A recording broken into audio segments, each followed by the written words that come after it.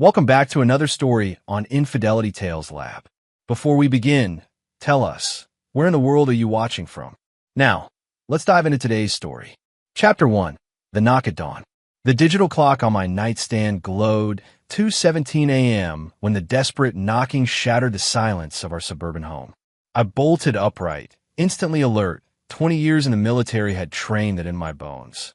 Beside me, my wife Cheryl Merritt stirred, her blonde hair catching the moonlight streaming through our bedroom window. "James, what is that?" she whispered, her voice tight with what I initially mistook for concern. The knocking came again, more frantic this time. Small fists pounding against wood with the desperation of someone running from death itself. I swung my legs over the side of the bed, my bare feet hitting the cold hardwood floor. "Uncle James! Uncle James, please!" The voice froze my blood. "Kelly, my 7-year-old niece, my brother Doug Crawford's youngest daughter. What the hell was she doing here at this hour?" Doug lived 40 minutes away in the suburbs, and Kelly should have been safe in her bed. I rushed down the stairs, taking them 3 at a time, my heart hammering against my ribs. Through the frosted glass of our front door, I could make out a small silhouette, trembling, desperate. "Don't let her in." Cheryl's voice cut through the air like a blade, sharp and commanding. She had followed me downstairs, now standing at the bottom of the staircase in her silk nightgown. "Call the police, James. Call them now." I spun around to face her, confusion and anger warring in my chest. "What the hell are you talking about?" "That's Kelly. I said call the police." Her green eyes were wide, but not with fear, with something else. Something that made my stomach clench. "Don't open that door." The knocking had stopped. Through the glass, I could see Kelly had collapsed against our door, her small body shaking. Her purple pajamas, the ones with unicorns that she'd worn to our last family barbecue, were torn at the shoulder and dirty. Her feet were bare, pale against the dark porch. My hand shook as I pulled out my phone. Not because I was afraid, but because something in my wife's voice, in her eyes, told me this night was about to change everything. I dialed 911, never taking my eyes off Cheryl's face. "911, what's your emergency?" "This is James Graham at 1247 Maple Street. My 7-year-old niece just showed up at my door in the middle of the night. She appears to be in distress. Her clothes are torn, and she's barefoot. Sir, are you able to safely bring the child inside?" I looked at Cheryl, who was shaking her head violently. "My wife is concerned about letting her in. I'm not sure what's happening here. Officers are being dispatched to your location. Please remain on the line." Within minutes, the quiet suburban street erupted into chaos. Red and blue lights painted our neighbors' houses in alternating colors as 3 squad cars screamed to a halt in front of our home. But instead of simply approaching the door, the officers began setting up a perimeter around our house. I watched through our living room window as Officer Thomas O'Brien, whom I recognized from community events, spoke rapidly into his radio. More cars arrived, unmarked vehicles with grim-faced detectives, a black SUV that had federal plates. "What the fuck is going on here?" I demanded, turning to face Cheryl. She was backing away from me, her face pale as alabaster. "James, I can explain." "Explain what? Why did you tell me not to help my niece? Why are the police treating our house like a crime scene?" Before she could answer, a bullhorn crackled to life outside. "James Graham, this is Detective Nelson Riley with the State Police. We need you to come outside with your hands visible. Do not bring anyone else with you." My military training kicked in. I assessed the situation with cold clarity. My niece was in danger, my wife was acting suspiciously, and law enforcement was treating me as either a victim or a suspect. I needed information, and I needed it fast. I opened the door slowly, my hands raised. Kelly was no longer on the porch.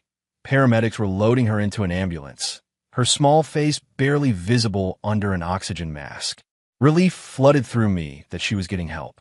"Mr. Graham," Detective Riley approached, his hand resting on his weapon but not drawn. He was a tall man with gray hair and sharp eyes that missed nothing. "We need to talk." "About what?" "What's happened to my niece?" "Sir, we received a call approximately 30 minutes ago from your niece. She managed to contact emergency services from a location about 2 miles from here. She told the dispatcher that men were coming to hurt her Uncle James and that her Aunt Cheryl had told them where to find you. The words hit me like a physical blow. I turned to look back at my house, where Cheryl stood framed in the doorway, her silhouette dark against the warm interior light. She said that Aunt Cheryl was with a man she didn't recognize, and they were planning something bad. The child was hiding in what appears to be an abandoned warehouse on the outskirts of town. She managed to escape when they were distracted. My mind raced, connecting dots I didn't want to see. Are you saying my wife is involved in a plot against me? Detective Riley's expression was grim. Mr. Graham, we found evidence at the warehouse that suggests someone was planning to stage your death to look like a suicide. We also found financial documents, life insurance policies, and what appears to be a detailed plan of your daily routine. I felt the world tilt on its axis. 23 years of marriage. 23 years of what I thought was love, loyalty, and partnership. I thought of all the times Cheryl had encouraged me to update my life insurance, to add her as the sole beneficiary of my military pension. The man with your wife, Detective Riley continued, we believe it's Herbert Vaughn. Do you know that name? I did. Herbert Vaughn was Cheryl's yoga instructor, a smooth-talking, pretty boy about 15 years younger than me. I'd met him at a few social events, had even shaken his hand while he smiled at me with perfect white teeth. The son of a bitch had been planning my murder while drinking my beer at my own barbecues. Mr. Graham, we're going to need you to come with us for your protection while we sort this out. Your wife is being taken into custody. I watched as officers moved toward my house.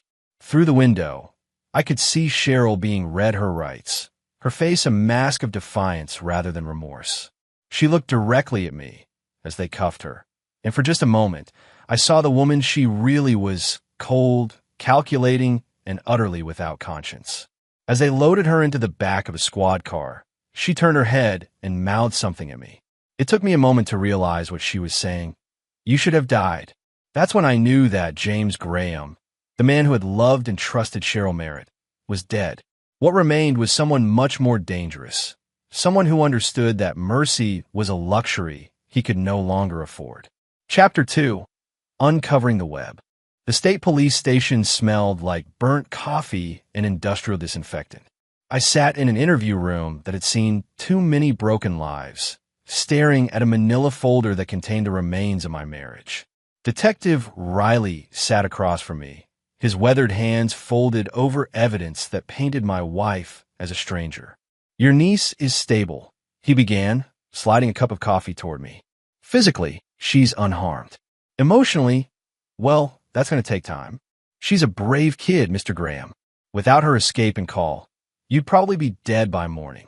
I nodded, my throat too tight to speak. Kelly had saved my life by risking her own. That debt could never be repaid, but it sure as hell would be honored. Tell me about the plan. I finally managed. Riley opened the folder, revealing photographs of the warehouse where Kelly had been held. It was one of several abandoned buildings on the outskirts of town, a relic from when our area had been more industrial. The photos showed a disturbing level of preparation, detailed maps of my daily routine, photos of my truck, my workplace, even my favorite coffee shop. According to what we've pieced together from evidence and your niece's statement, your wife and Herbert Vaughn have been planning this for at least 6 months, Riley explained. The plan was to make your death look like suicide. They had detailed knowledge of your military service, your struggles with what they assumed was PTSD. I laughed bitterly. I don't have PTSD. My military service was the best years of my life. They were counting on no one questioning that narrative too closely. Military suicide rates, financial stress, a middle-aged man facing a life crisis. It would have been a neat package. He showed me more photos, forged suicide notes in what was supposed to be my handwriting, staged evidence of depression and financial troubles, even a fake diary detailing fictional struggles with war trauma. Herbert Vaughn is more than just a yoga instructor, Riley continued. He's got a record, fraud, identity theft, at least 2 previous relationships where wealthy partners died under suspicious circumstances. Nothing ever stuck, but the pattern is there. And my wife. Your wife provided him with everything he needed to know about you, your assets, your vulnerabilities. She also provided him with access to your niece. The words hit me like a physical blow. What do you mean, access to Kelly? Riley's expression darkened. Your wife picked Kelly up from school yesterday, told your brother Doug that you had requested a sleepover as a surprise. Doug trusted his sister-in-law, so he let Kelly go. My hands clenched into fists. She used my relationship with my brother to kidnap his daughter. The plan was to hold Kelly somewhere safe while they staged your suicide. Then, as the grieving widow and aunt, your wife would be the perfect person to comfort the family. No one would suspect her of involvement. But something went wrong. Herbert got impatient. According to Kelly, she overheard them arguing about money. Herbert wanted to move faster, take some assets, and disappear. Your wife wanted to stick to the original plan. During their argument, Kelly managed to slip away. I studied the crime scene photos more carefully. The warehouse was littered with fast food containers, evidence of longer occupation than initially planned. There were sleeping bags, camping equipment, and children's toys. Jesus Christ, I whispered. How long were they planning to keep her there? Unknown. But Mr. Graham, there's something else. Riley pulled out another set of documents. We've been investigating your wife's financial activities. She's been moving money around for months, setting up accounts in her maiden name, purchasing life insurance policies you probably don't know about. He was right. I trusted Cheryl to handle most of our finances. I made good money as a construction project manager, and she'd always claimed to be detail-oriented about budgets and investments. I've been grateful to have that responsibility off my plate. She's been systematically positioning herself to benefit from your death, while making it look like you were struggling financially. Classic life insurance fraud, but executed with someone who knew you intimately. How much money are we talking about? Between various policies, your military pension, and asset transfers, approximately $2.8 million. I sat back in my chair, stunned. I'd known we were comfortable, but I hadn't realized how much my military service and years of hard work had accumulated. Cheryl had turned our financial security into my death warrant. There's more, Riley said quietly. We found communications between your wife and Herbert going back over a year. This wasn't a crime of passion or opportunity. They've been planning this methodically. He showed me printed emails and text messages. Reading them was like swallowing glass. Cheryl discussed me like I was a problem to be solved, an obstacle to be removed. Herbert laid out detailed plans for my murder with the casual tone of someone planning a weekend trip. In one particularly nauseating exchange, they discussed what Cheryl would wear to my funeral, how long she should wait before publicly dating Herbert, and whether she should keep my dog or have him put down because he might be inconvenient.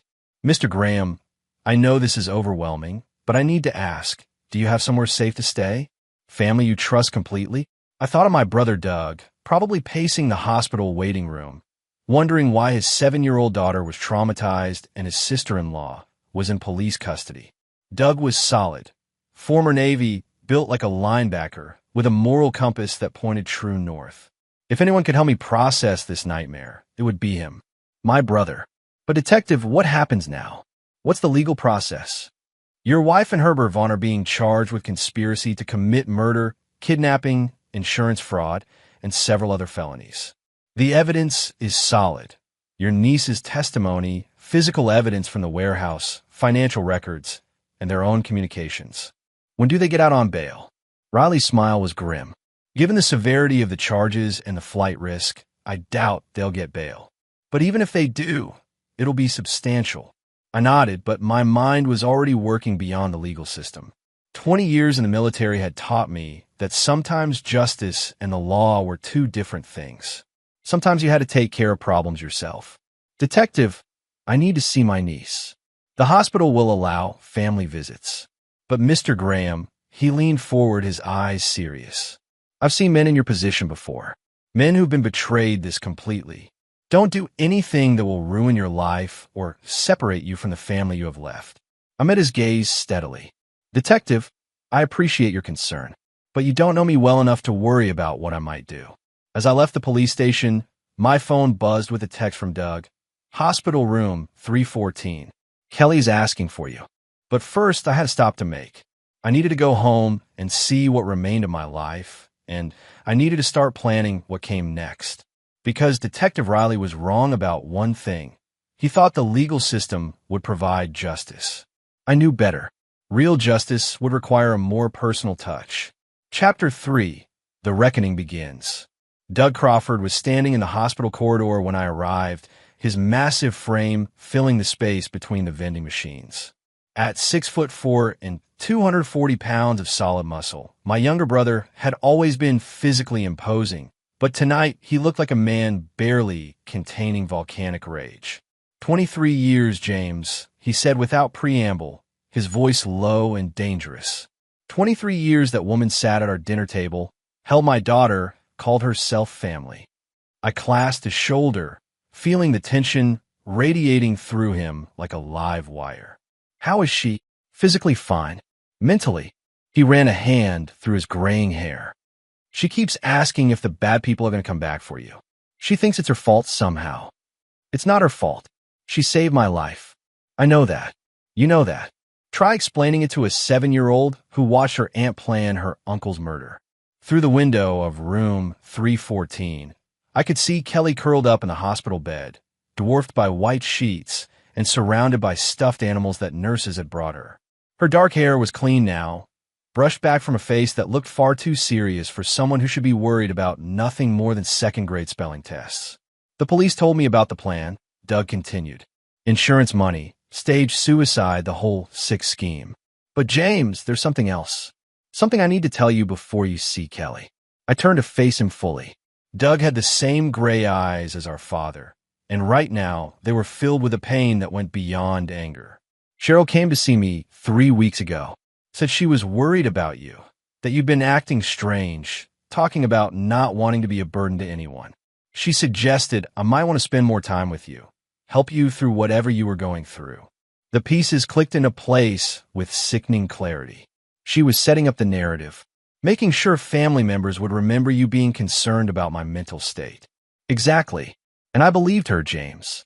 I actually thought you might be struggling with something and were too proud to ask for help. I was planning to come by this weekend for a beer and a conversation. You couldn't have known. But that's not the worst part. Doug's voice dropped even lower. She asked me about Kelly's school schedule. Said she wanted to surprise you by having Kelly over for a weekend, maybe take her to that new amusement park. I gave her all the details, when Kelly got out of school, which days I worked late, when my wife Claire would be traveling for work. I felt something cold settle in my stomach. They didn't just grab her on impulse. They planned which day to take her. Yeah, and I handed them the blueprint. Before I could respond, a small voice called out from the hospital room. Uncle James?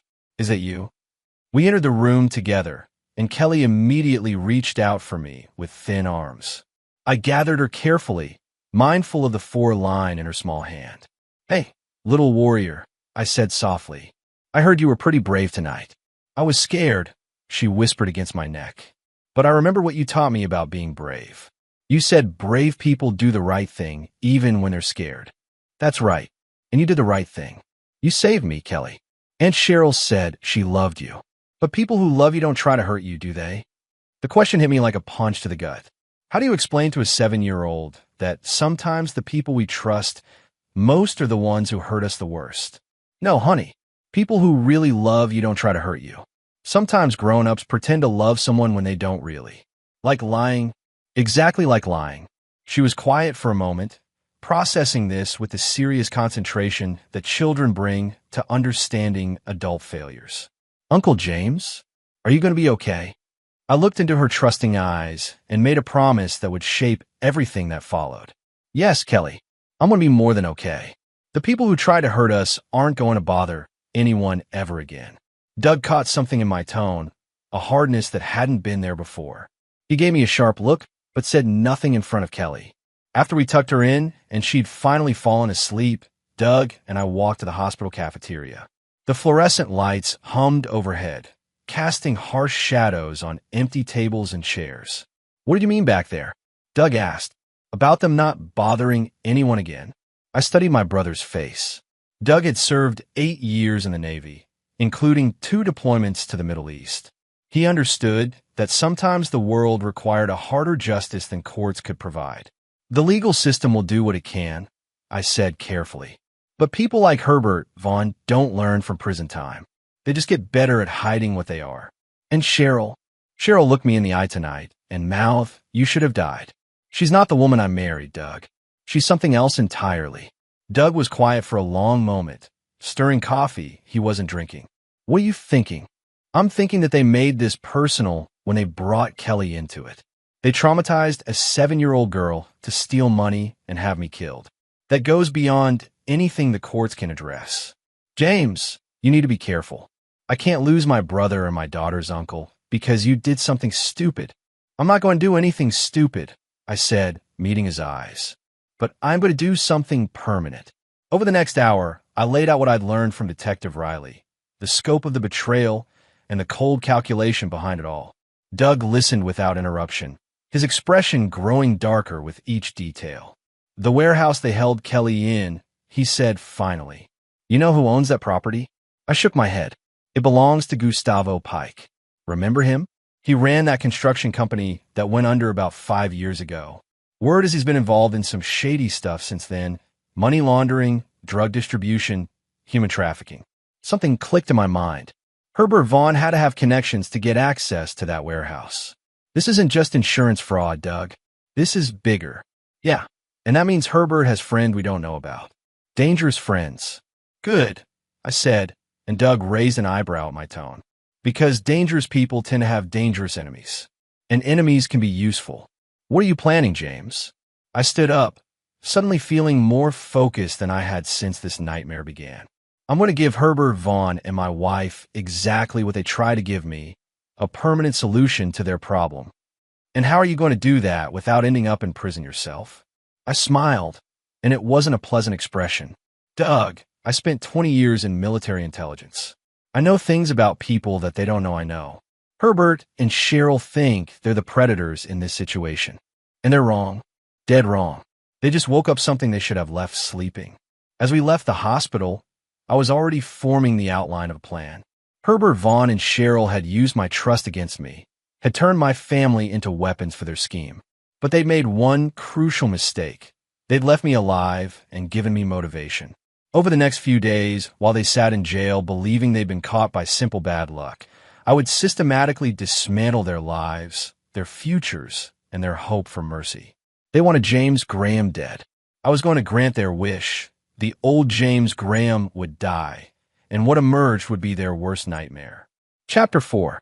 The Man Behind the Mask. 3 days after Cheryl's arrest, I sat in the lawyer's office that had handled our estate planning, staring at documents that revealed the true scope of my wife's betrayal. Patricia Thompson, our attorney for the past 15 years, looked as shaken as I felt. "James, I need to apologize," she said, her usually steady voice trembling. "Your wife came to see me 6 months ago. She requested changes to your will and power of attorney documents.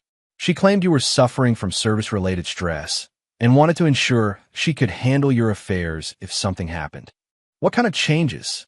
Patricia slid a folder across her mahogany desk. "She wanted to be made the sole beneficiary of everything: your military pension, the house, all bank accounts, and life insurance policies.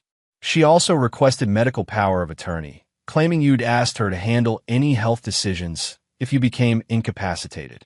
I reviewed the documents, noting the careful legal language that would have given Cheryl complete control over my life and death. "Did you process these changes?" "No, and thank God I didn't. Something felt wrong about the request. You'd never mentioned any health concerns or psychological issues in our previous meetings. You seemed like one of the most stable clients I had. So what did you do?" I told her I needed to meet with both of you together before making such significant changes. She became agitated and said you were too proud to discuss your problems with outsiders. When I insisted, she said she'd convince you to schedule an appointment, which never happened. Exactly. She called several times over the following months, each time more insistent. The last call was 2 weeks ago. She was angry, said that if I wouldn't help her protect her husband's interests, she'd find an attorney who would. I leaned back in the leather chair, pieces of the puzzle falling into place. She needed those documents to complete the fraud. Without legal authority over my affairs, any suspicious death would trigger investigations. "James, there's something else." Patricia opened another file. I did some checking after your wife's arrest. She consulted with 3 other law firms in the past month, trying to find someone who would process those documents. Did anyone agree? Oliver Farrell at Farrell & Associates took the case. He processed new documents, making your wife your sole beneficiary and giving her broad power of attorney. The documents are dated last week. I felt my jaw clench. Oliver Farrell was a bottom feeder who'd been censured twice by the state bar for questionable practices.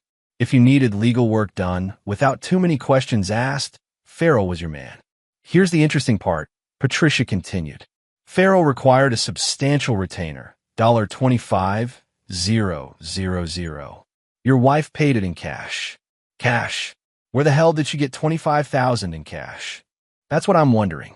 James, I think you need to understand that your wife's betrayal goes deeper than insurance fraud. This has been a long-term operation. After leaving Patricia's office, I drove to the construction site where I worked as a project manager. Merritt Construction, ironically named, considering my wife's maiden name, had been my employer for 8 years. I'd built a reputation as someone who got projects done on time and under budget, no matter how complex. My foreman, Perry Yoder, met me at the trailer that served as our on-site office. Perry was approaching 60, with the weathered hands and sharp eyes of someone who'd spent 40 years in construction. He was also one of the few people I trusted completely. Heard about your troubles, James, he said without preamble. Anything you need, you let me know. Actually, Perry, there is something. I need information about Gustavo Pike. Perry's expression darkened. Pike? That's a name I haven't heard in a while. Why are you asking about that piece of garbage? He owns the warehouse where they held my niece. I think he's connected to this whole thing. Perry poured 2 cups of coffee from the perpetually brewing pot in the corner. Pike went dirty about 3 years ago, after his construction business failed. Started laundering money for some very bad people. Word is he's involved in everything: drugs, guns, human trafficking. What kind of very bad people? The kind that make people disappear permanently. James, if Pike is involved in your situation, you need to be very careful. This isn't just about insurance money anymore. I'd suspected as much. Herbert Vaughn was too smooth, too prepared for this to be his first time manipulating someone into a grave. Perry, I need to ask you something, and I need you to be completely honest. Shoot, if someone had hurt your family the way mine's been hurt, what would you do? Perry was quiet for a long moment, staring out the trailer window at the skeleton of the building we were constructing. I'd make sure they never hurt anyone else's family, even if it meant going outside the law. James, the law is a luxury for people who've never had someone try to murder them and kidnap their kids. Sometimes you have to handle things yourself. And if I needed help handling things? Perry turned to face me, his gray eyes steady. Then you have it. No questions asked. That afternoon, I met Doug at a shooting range outside town. We'd been coming here together since we were teenagers, and the familiar smell of gun oil and cordite was oddly comforting. Doug was already at our usual lane, methodically putting rounds through the center of a paper target. Any word from the police about when they'll be arraigned? He asked, not looking up from his shooting stance. Next week. Bail hearing is Thursday. You think they'll get out? Probably. Herbert's got money from somewhere, and Cheryl's got no prior record. They'll make bail, and then they'll disappear. Doug lowered his pistol and turned to face me. Unless someone stops them first. That's what I'm thinking. We shot in comfortable silence for a while, the repetitive bang of gunfire providing a rhythm for my planning. I'd always been a good shot, but military training had made me exceptional. Doug was equally skilled. The Crawford brothers didn't do anything halfway. I've been thinking about what you said at the hospital, Doug said eventually. About them having dangerous friends. And I did some asking around. Gustavo Pike isn't just connected to criminals. He's connected to Colin Sanderson. The name hit me like a physical blow. Colin Sanderson was the closest thing our area had to a crime boss: drugs, prostitution, illegal gambling, loan sharking. If you needed something illegal done, and you had enough money, Sanderson's organization could handle it. How connected? Pike handles property for Sanderson's operation. Warehouses, safe houses, meeting places. The warehouse where they held Kelly? It's part of Sanderson's network. I absorbed this information, my mind racing through implications. If Herbert was connected to Colin Sanderson, then this wasn't just insurance fraud. This was organized crime. Doug, I need you to understand something. If I go after these people, it's going to get ugly. Real ugly. Are you prepared for that? James, they kidnapped my daughter and try to murder my brother. I'm prepared for whatever it takes, even if it means we might not come back from it. Doug's smile was cold as winter steel. Especially then. As we packed up our gear, I outlined the beginning of my plan. It was ambitious, dangerous, and would require perfect timing. But it would give Herbert Vaughn, Cheryl, and their criminal associates exactly what they try to give me. A permanent solution to their problem. When do we start? Doug asked. Tonight. We're going to pay a visit to Oliver Farrell and find out exactly how much my wife paid him and where that money came from. And if he doesn't want to talk, I checked the magazine in my concealed carry pistol and slipped it back into its holster. Then we'll convince him that talking is his best option. The old James Graham would have waited for the legal system to handle everything.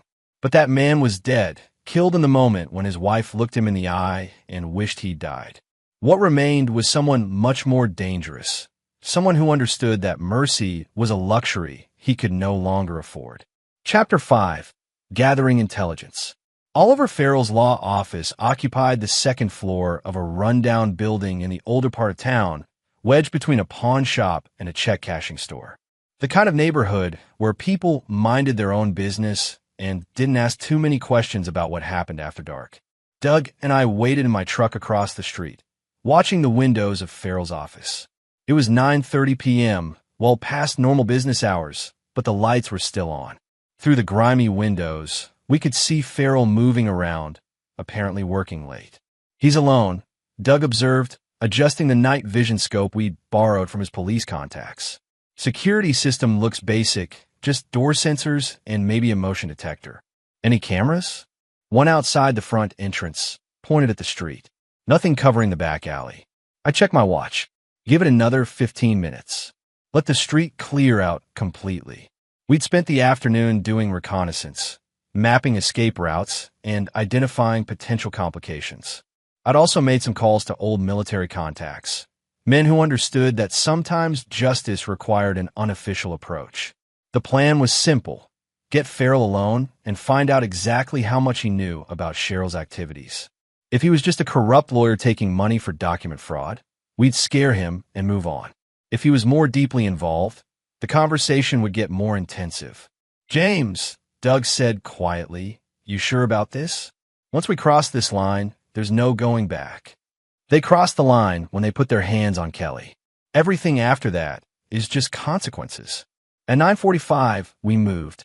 Doug went around to cover the back exit while I approached the front door. The building's main entrance was secured with a simple lock that took me less than 30 seconds to bypass. Skills learned in places the Army didn't officially acknowledge. Farrell's office was on the second floor, accessed by a narrow staircase that creaked under my weight. I could hear him moving around inside, shuffling papers and talking on the phone. Perfect. I waited at his door, listening to his conversation. He was talking to someone about moving money, using language that suggested this wasn't his first time handling questionable transactions. When his call ended, I knocked.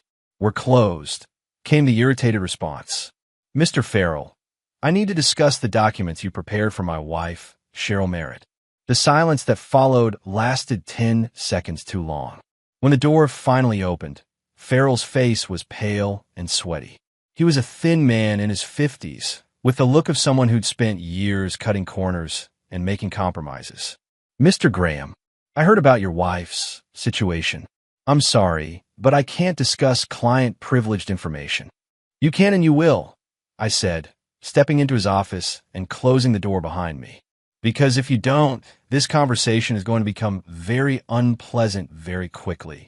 Farrell backed away, his hands raised defensively.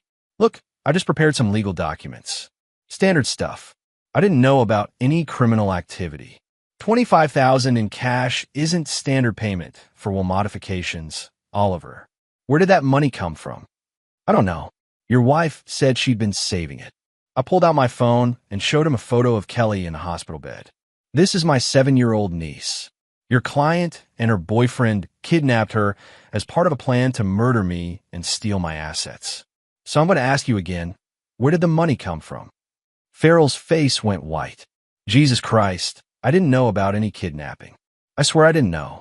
But you knew something was wrong with the transaction. Yeah, okay, yes. The cash payment was unusual, and your wife seemed intense. But Mr. Graham, I've got gambling debts. I needed that retainer. I sat down in the chair across from his desk, my posture relaxed but my eyes hard.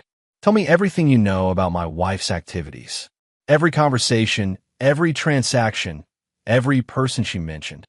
For the next 20 minutes, Farrell spilled everything. Cheryl had approached him 6 weeks earlier, claiming she needed power of attorney documents because her husband was suffering from PTSD and making poor decisions. She'd been insistent that the documents be prepared quickly and discreetly. She came back 3 times to modify the language, Farrell explained. Each time, she wanted broader authority.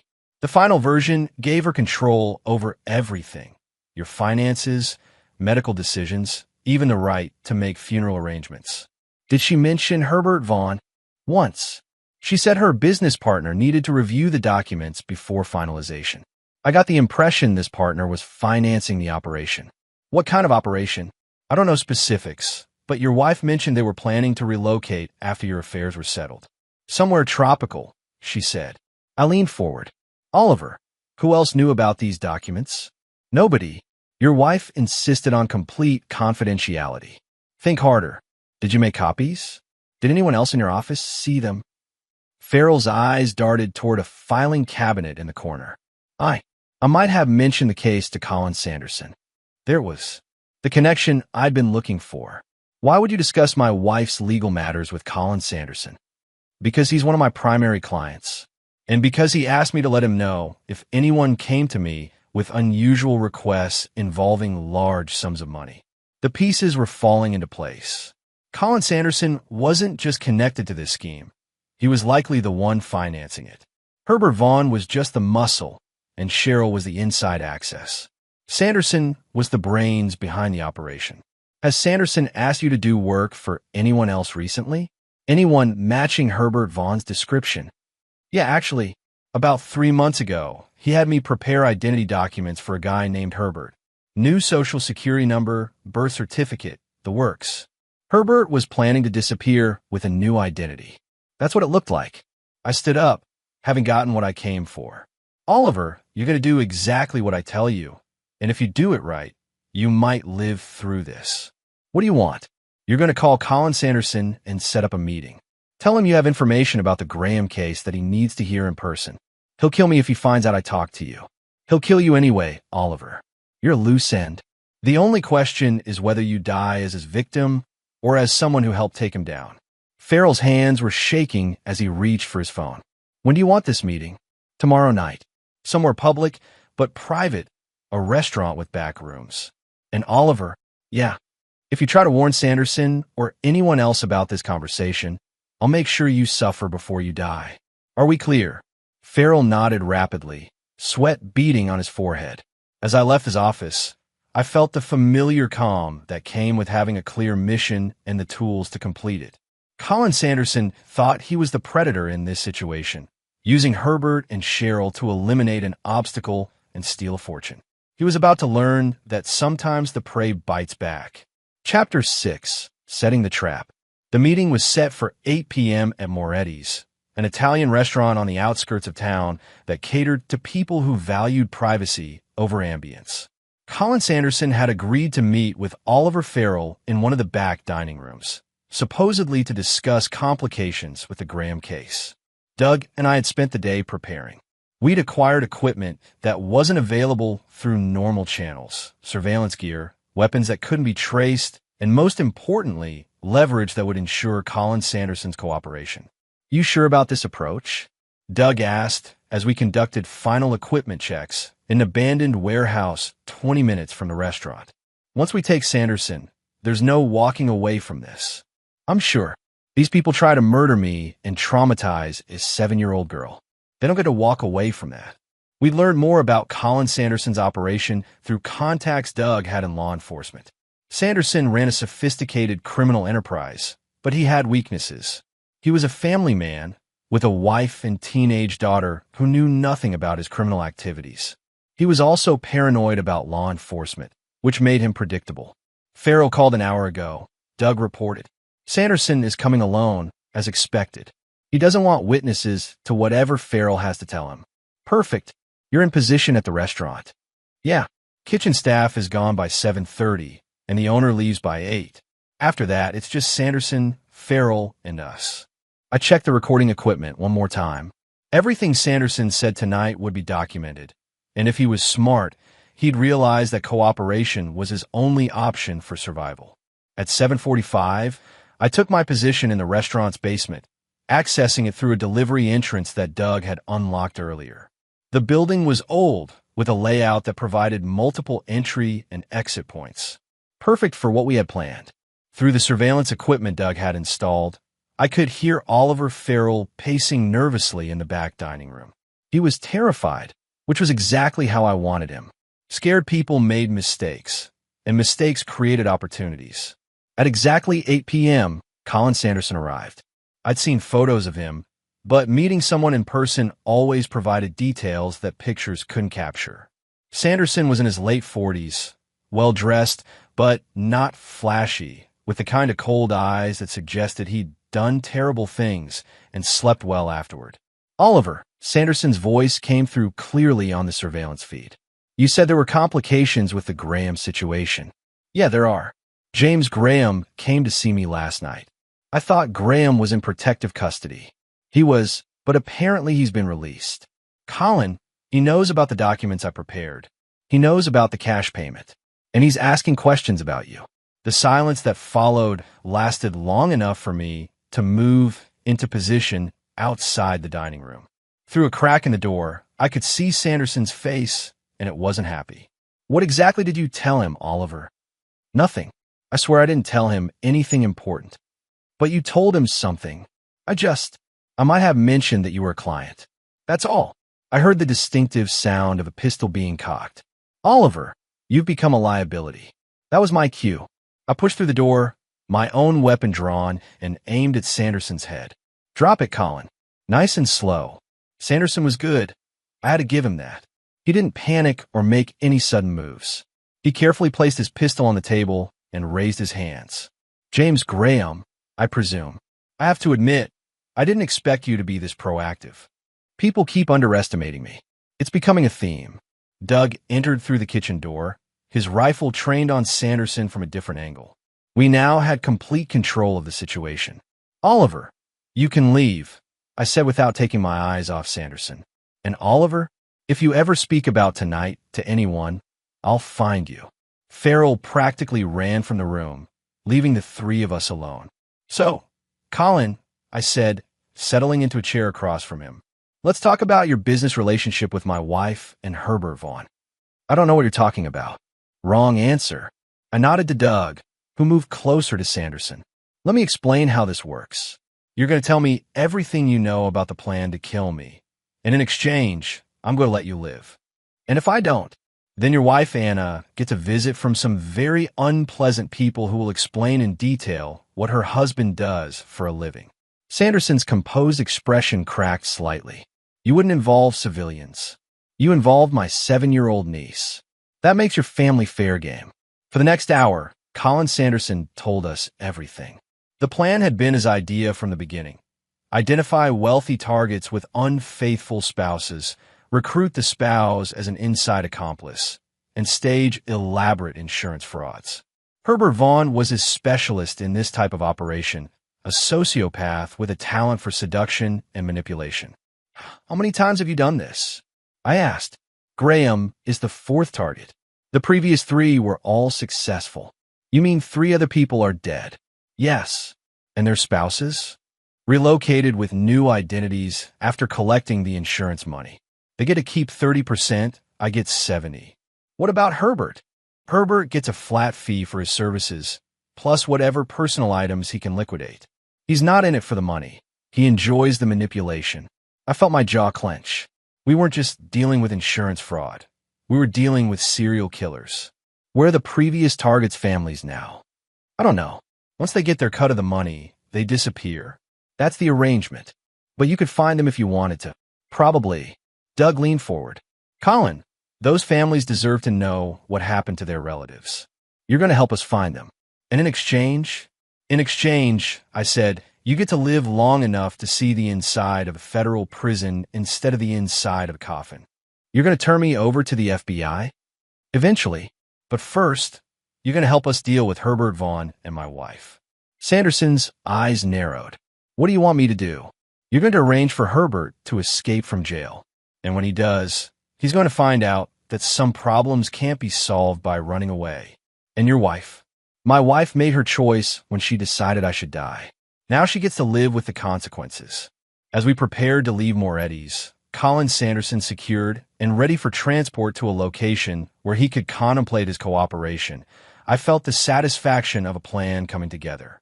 Herbert Vaughn and Cheryl thought they were the hunters in this situation. Tomorrow, they would learn that they'd been wrong from the very beginning.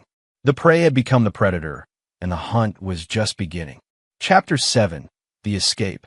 The jailbreak happened exactly as we'd planned.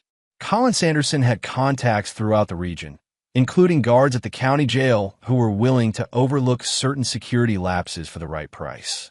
At 3:17 a.m. on Tuesday morning, Herbert Vaughn walked out of his cell and through a back exit that had mysteriously been left unlocked. Doug and I watched from across the street as Herbert emerged from the jail, wearing civilian clothes that had been left for him in a predetermined location. He looked confident, probably believing that Sanderson's resources had saved him from prosecution. He had no idea he was walking into a trap. He's moving toward the parking garage, Doug reported through our radio link. Black sedan, license plate Charlie Delta 749. I see him. Stay in position until he's clear of the downtown area.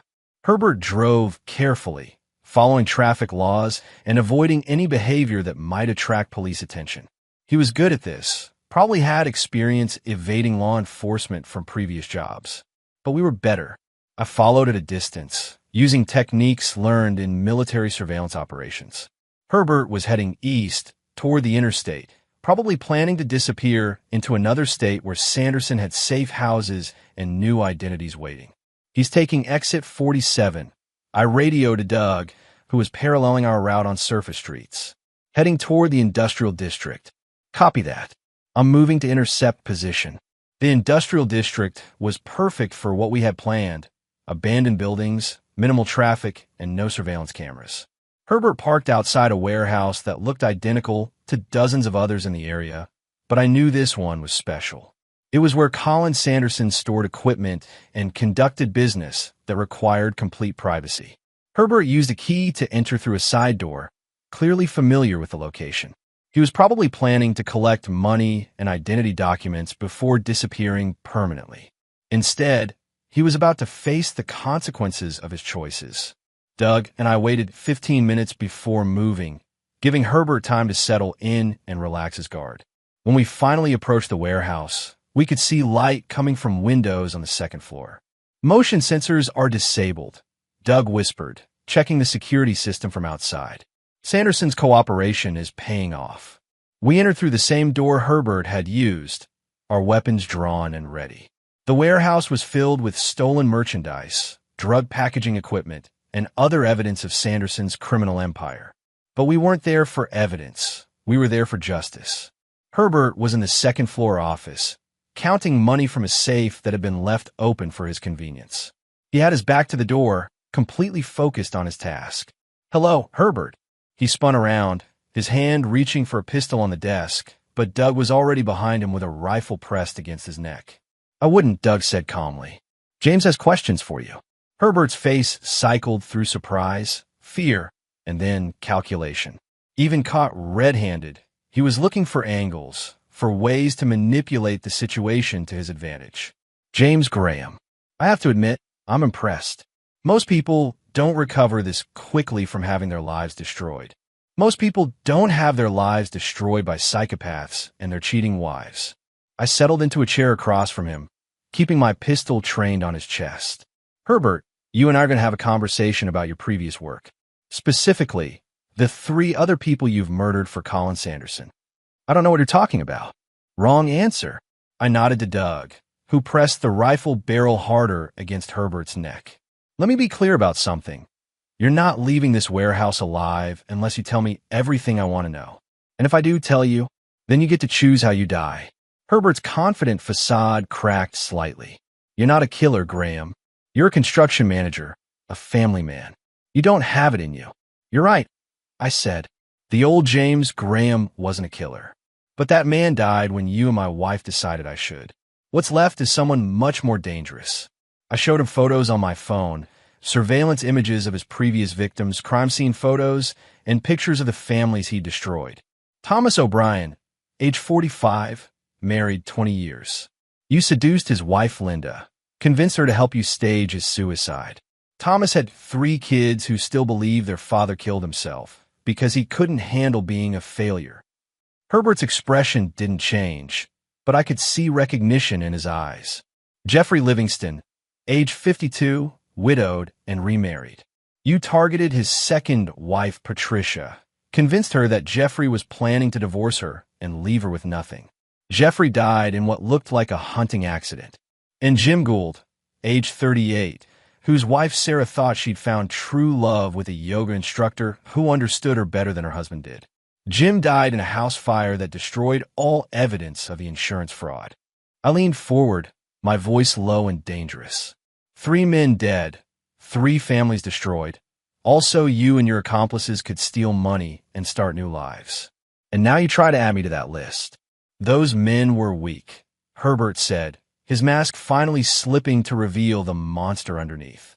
They trusted their wives, believed in love and loyalty. They deserved what they got for being naive. Doug's grip tightened on his rifle. You son of a bitch. Herbert, I said calmly, you just made this very easy for me. What do you mean? I was going to give you a choice about how this ended. But after hearing you dismiss 3 innocent men as deserving death for the crime of loving their wives, I've made the choice for you. I stood up, checking my weapon. You're going to call my wife. What? You're going to call Cheryl and tell her that you've escaped, that you need her to meet you somewhere isolated so you can disappear together. She'll never agree to that. She's in jail. Actually, she's not. Colin Sanderson arranged for her release on bail this morning. She's staying at the Comfort Inn on Route 9, probably wondering why you haven't contacted her. Herbert's eyes widened as he realized the scope of our planning. You orchestrated all of this. That's right. And when Cheryl arrives to meet you, she's going to discover that some betrayals have permanent consequences. You're going to kill us both. Eventually. But first, you're both going to confess to the murders of Thomas O'Brien, Jeffrey Livingston, and Jim Gould. You're going to provide details that only the killers would know. And you're going to do it because the alternative is much, much worse. I showed him photos of the warehouse's basement, where Colin Sanderson had conducted interrogations for clients who needed information extracted from uncooperative subjects. Herbert, you have 2 choices. You can cooperate and die quickly, or you can refuse and spend the next several days wishing you'd cooperated. Looking into my eyes, Herbert Von finally understood that he'd misjudged his victim. The man he'd planned to murder wasn't weak or naive. He was someone who understood that mercy was a luxury that had to be earned. And Herbert Vaughn had done nothing to earn it. Chapter 8. The Final Meeting. The call went exactly as I predicted. Herbert, his voice steady despite the rifle barrel pressed against his spine, contacted Cheryl and arranged to meet her at an abandoned gas station 15 miles outside town. He told her he'd escaped with Sanderson's help and had money and new identities waiting. All she had to do was meet him at midnight for their new life together. Cheryl agreed without hesitation, proving once again that she cared nothing for the husband she'd planned to murder or the niece she'd traumatized. She sounded excited, Herbert said after ending the call, like this was all just an adventure to her. Some people are monsters, I replied. The only difference is that most monsters don't hide behind wedding rings and family barbecues. Doug and I spent the rest of the evening preparing the abandoned gas station for our final meeting. It was perfect for our purposes, isolated, no surveillance cameras, and multiple escape routes if law enforcement became involved. Not that we planned to leave any loose ends that would require investigation. At 11:30 p.m., we moved Herbert to the location. He was secured but mobile, able to play his part in the reunion we'd orchestrated. The plan was simple. Let Cheryl believe she was meeting her lover for a romantic escape, then confront them both with the evidence of their crimes and the consequences of their choices. "She's coming," Doug reported from his observation position. "Single vehicle. Matches the description of her car." Through the night vision scope, I watched my wife of 23 years drive toward what she believed was freedom. She'd dressed for travel, practical clothes, minimal jewelry, probably carrying cash and new identity documents. She looked happy, more animated than I'd seen her in months. That happiness was about to end permanently. Cheryl parked next to Herbert's car and got out, looking around nervously before approaching the gas station's main building. Herbert emerged from the shadows, and I watched through the scope as they embraced. It was the first time I'd seen them together, and the casual intimacy between them made my stomach clench. 23 years of marriage, and she'd never looked at me the way she was looking at Herbert Vaughn. "James," Doug's voice came through the radio. "You sure you want to go through with this?" "I'm sure." I moved closer, keeping to the shadows until I was within 20 feet of their reunion. They were talking in low voices, probably discussing their escape plans and their new life together. "Did you get the money from Sanderson's safe?" Cheryl asked. "All of it. $200,000 in cash, plus the new identity documents. By tomorrow morning, Herbert and Cheryl will be dead, and Marcus and Diana will be on a plane to Costa Rica. And James is yesterday's problem. By the time they find his body, will be untouchable." That was enough. I stepped out of the shadows, my weapon drawn, and aimed at Herbert's center mass. "Hello, Cheryl." My wife spun around, her face cycling through shock, fear, and then cold calculation. Even caught in the act of planning my murder, she was looking for angles. "James, I can explain." "No need. I heard everything I needed to hear." Doug emerged from his position, his rifle covering both of them. We now had complete control of the situation. "Sit down," I ordered, gesturing to an old picnic table near the gas station. "Both of you." They complied, Herbert's confidence finally beginning to crack. Cheryl, however, maintained her composure. She'd always been good under pressure, a trait I'd once admired. "James, you have to understand," she began. "Our marriage had been dead for years. We were just going through the motions. So you decided to kill me instead of asking for a divorce. It wasn't personal. It was just practical." I felt something cold settle in my chest. Practical. Like kidnapping my niece was practical. We needed leverage to ensure you followed the plan. Kelly was never supposed to be hurt. She's 7 years old, Cheryl. She's traumatized because her aunt plotted her uncle's murder. How is that not hurting her? She'll get over it. Children are resilient. I looked at this woman I'd shared my life with for over 2 decades and realized I'd never really known her at all. The capacity for this level of casual cruelty had always been there. I'd just been too trusting to see it. "Herbert," I said, turning to face him, "tell Cheryl about Thomas O'Brien." "I don't know who that is." "Thomas O'Brien, Jeffrey Livingston, Jim Gould. The 3 other husbands you've murdered. Tell her how this ends for couples who think they can kill for money." Herbert's face went pale. "You don't understand." "I understand perfectly. You're a serial killer who specializes in insurance fraud. Cheryl thought she was your partner, but she's just another disposable accomplice." I turned back to my wife. "Cheryl, did Herbert tell you what happened to his previous partners? Linda O'Brien, Patricia Livingston, Sarah Gould. What about them?" "They're all dead. Convenient accidents after the insurance money was collected. Herbert doesn't share, and he doesn't leave witnesses." Cheryl looked at Herbert with dawning horror. "Is that true?" "It doesn't matter now," Herbert said, his voice tight with desperation. "We're all dead anyway." "Not all of us," I said. "Just the 2 of you." For the next hour, I laid out everything we'd learned. The scope of their criminal enterprise, the murders they'd committed, and the trail of destroyed families they'd left behind. I showed them photos of their victims' children, read them excerpts from the fake suicide notes they'd forged, and detailed the cold calculation behind every aspect of their operation. "You stole 23 years of my life," I told Cheryl.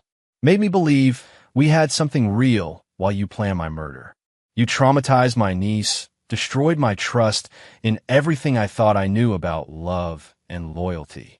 James, I'm sorry. I never wanted. You're not sorry. You're just sorry you got caught. I was right, and we both knew it. Even now, facing certain death, Cheryl was calculating, looking for ways to manipulate the situation to her advantage. Herbert, I said, you're going to write a confession detailing every murder you've committed, every family you've destroyed. You're going to provide details that only the killer would know. And if I refuse, then your death will take considerably longer. Herbert looked into my eyes and saw his own death reflected there. Whatever he saw convinced him that cooperation was his only option for a quick end. As dawn broke over the abandoned gas station, Herbert Vaughn and Cheryl Merritt completed their written confessions. They detailed 3 previous murders, multiple insurance frauds, and a criminal conspiracy that had spanned 5 years in 4 states. James, Cheryl said as I prepared to end their story, do you remember our wedding day? You promised to love me forever. I kept that promise, I replied. But the woman I made that promise to never existed. What happened next was justice, swift, final, and absolute. Herbert Vaughn and Cheryl Merritt got exactly what they'd planned to give me, with one crucial difference. Their deaths served a purpose beyond greed. The confessions would provide closure for 3 families who'd spent years believing their loved ones had committed suicide. Law enforcement would finally have answers to cases that had gone cold. And James Graham would have the peace that comes from knowing that some debts can only be paid in blood. Chapter 9, New Beginnings. 6 months later, I sat on the porch of a cabin in the mountains of North Carolina, watching my niece Kelly play with a golden retriever puppy I'd bought her for her 8th birthday. The nightmares had finally stopped, and she was laughing again, a sound that had become the most beautiful music in the world. Doug emerged from the cabin carrying 2 beers and settled into the chair beside me. FBI called this morning. They closed the O'Brien case. Linda O'Brien finally has answers about what really happened to her husband. How is she handling it? Better than expected. She said knowing the truth was better than wondering for the rest of her life. The confessions Herbert and Cheryl had written before their deaths had provided law enforcement with everything they needed to close 4 murder cases and expose a criminal conspiracy that had operated across multiple states. Colin Sanderson's cooperation had led to the discovery of additional crimes and the arrest of dozens of associates. Officially, Herbert Vaughn and Cheryl Merritt had died in a murder-suicide at the abandoned gas station. Security footage from a traffic camera had captured them arriving separately, but shown no other vehicles in the area. Their bodies were discovered with their written confessions and evidence of their previous crimes. The investigating officers had concluded that the stress of their arrest and impending prosecution had driven them to this final act. Case closed. Any regrets? Doug asked, not for the first time. None. Even about Cheryl? I thought about that question seriously.